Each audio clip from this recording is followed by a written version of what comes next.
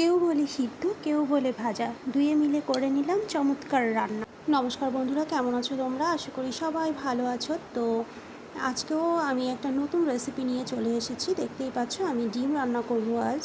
আর সিদ্ধ ডিম এবং ভাজা ডিম দুটো একসঙ্গে মিলিয়ে কী করে রান্না যায় সে প্রচেষ্টাই করছি এবং তোমাদের সঙ্গে ভিডিওটা শেয়ার করছি। যেহেতু আমি কিন্তু রান্না করার পরে পুরোটা মানে খাওয়ার পরে যদি আমার ভালো লাগে সেই ভিডিওটা তোমাদের সঙ্গে শেয়ার করি, আদারওয়াইজ আমি কিন্তু করি না। তো আশা করছি তোমরা ভিডিওটা একদম শেষ পর্যন্ত দেখবে এবং তোমাদের কেমন লেগেছে কমেন্টে জানাবে এবং ভিডিওটি ভালো লাগলে একটা লাইক দিও। তো দেখছো আমি ডিমের সঙ্গে অ্যাড করে নিচ্ছি ওই পেঁয়াজ বাটা, রসুন বাটা এবং আদা তিনটা একসঙ্গে পেস্ট করেছিলাম এবং জিরে, ধনে, শুকনো মরিচ এবং সামান্য গরম মশলাও কিন্তু আমি ডিমেরটার সঙ্গে ভালোভাবে ফেটে নিচ্ছি যেন কোথাও কোনো মানে মশলাটা দলা বেঁধে না থাকে। এরপরে ভেজে নেব। তো আমি গতদিন যে ভিডিওটা পোস্ট করেছিলাম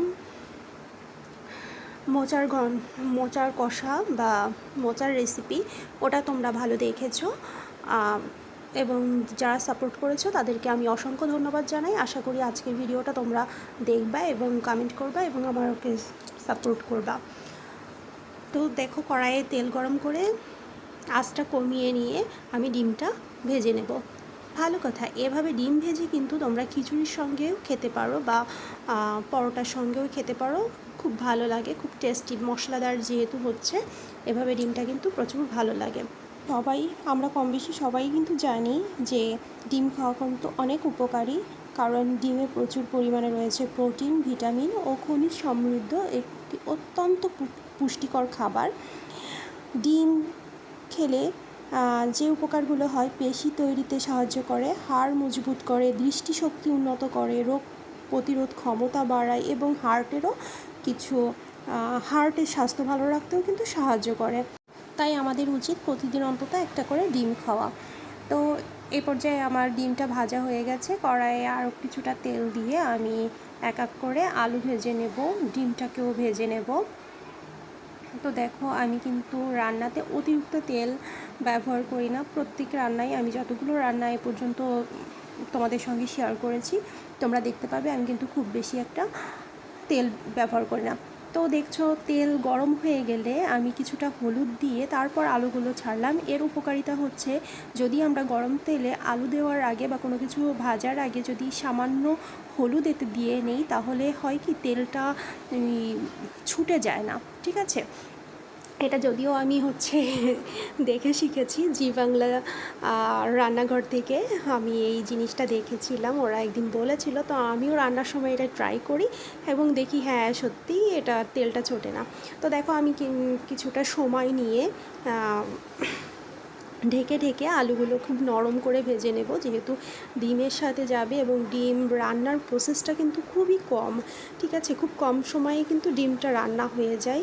তো আলুগুলো শক্ত থেকে যায়, এটা হতে পারে যাতে ঝোলে কম ভেজে নেই, তাহলে ঝোল অনেক সময় ধরে জাল দিতে হবে। আর ঝোলটা অনেক সময় ধরে জাল দিলে কি একটা মানে স্বাদটা ব্যালেন্স হয় না, আমার কাছে কেমন লাগে। এই জন্য আলুটা আমি সুন্দর করে এই মাছ রান্না হোক বা যে কিছু রান্না হোক, আমি আলুটা এই ভাজার সময় খুব সফট করে ভেজে নেই।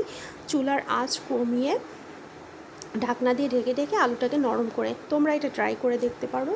যদি না করে থাকো তো ডিমটাকেও আমি তেলে ছেড়ে দিলাম এবং আলুগুলোকে উঠিয়ে নিলাম। ডিমটাকেও খুব বেশি সময় ভাজবো না, ডিমটাকে অল্প সময় ভেজে নেব। দেখো ডিমটাও আমার ভাজা হয়ে গেছে, আমি কিন্তু খুব বেশি একটা ভাজিনি।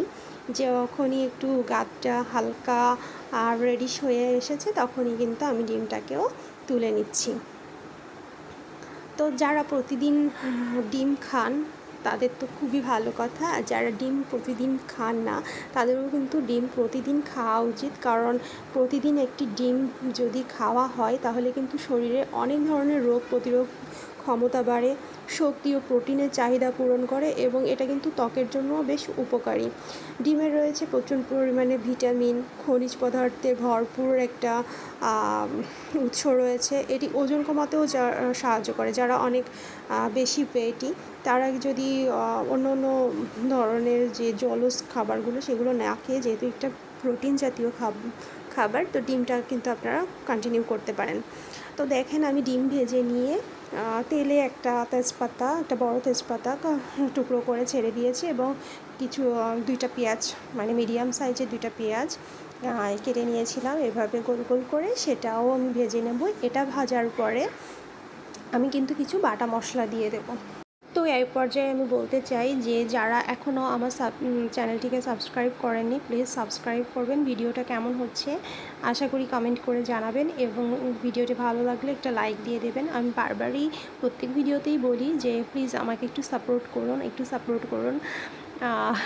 অবশ্যই একটু সাপোর্ট করবেন।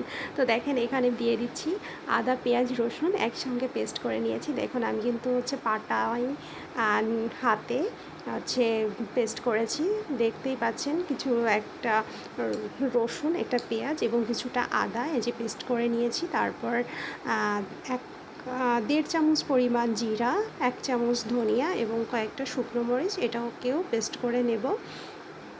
এটাকে পেস্ট করে নেওয়ার পরে দেখেন পাটায় কারা কারা মশলা এখনও বেটে খান। এখন তো বেশিরভাগই হচ্ছে প্যাকেটজাত যে মশলা গুঁড়োগুলো থাকে সেগুলোই। দেখেন পাটায় বেটে নিলে কিন্তু খুব সুন্দর স্মুথ এবং এটা সবাই বলে যে পাটায় বেটে খাওয়া মশলাতে স্বাদ বেশি।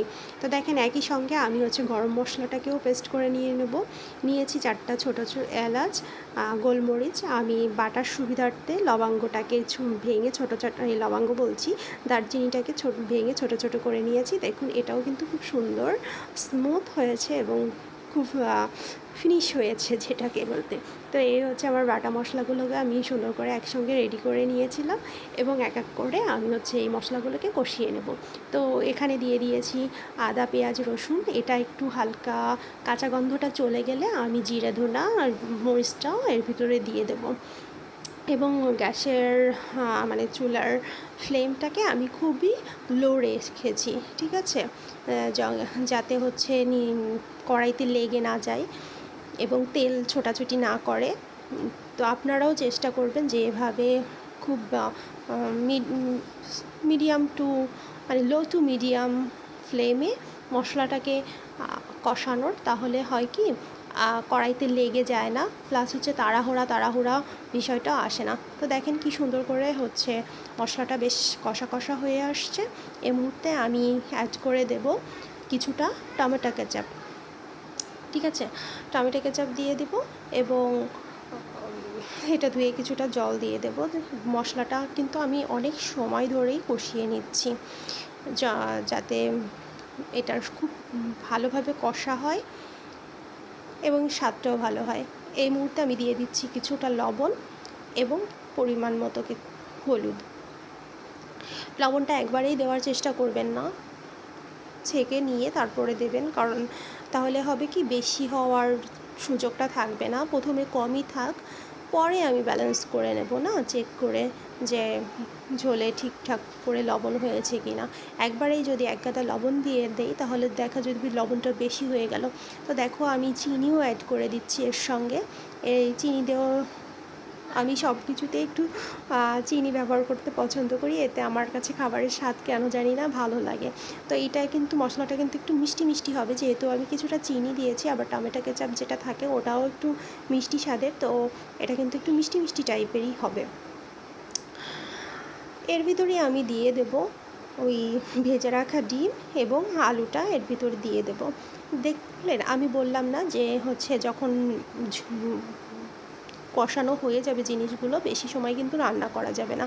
যেহেতু আমি মশলাটাকে অনেক সময় ধরে কষিয়ে নিয়েছি, আলুটাকেও নরম করে নিয়েছি, ডিম তো সিদ্ধ আছেই, তো এটা রান্নার জন্য এবং আমি যে জলটা ইউজ করব ওটাও কিন্তু ফুটিয়ে রাখা জল।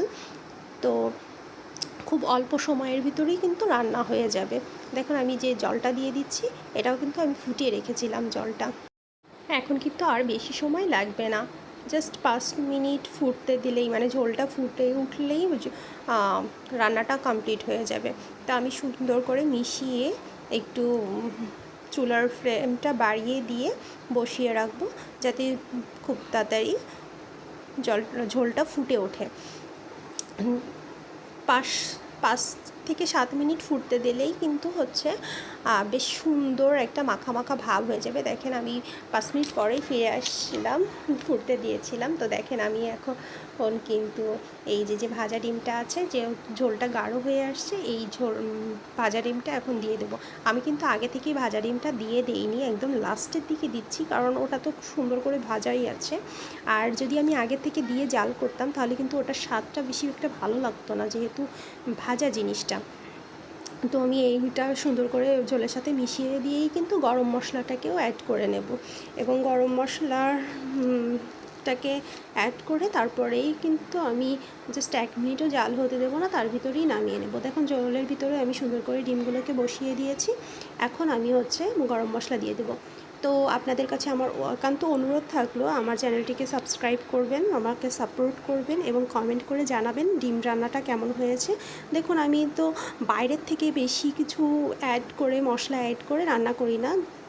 আমি নিয়মিত ঘরের রান্না যেটা হয়, যেভাবে রান্না করা যায়, একদম নতুনদের আমি কিন্তু কাউকে সাজেস্টও করছি না এভাবে করুন ওভাবে করুন, শেখানোরও চেষ্টা করছি না। আমি যেটা করেছি সেটা আপনাদের সামনে প্রেজেন্ট করছি, শেয়ার করছি।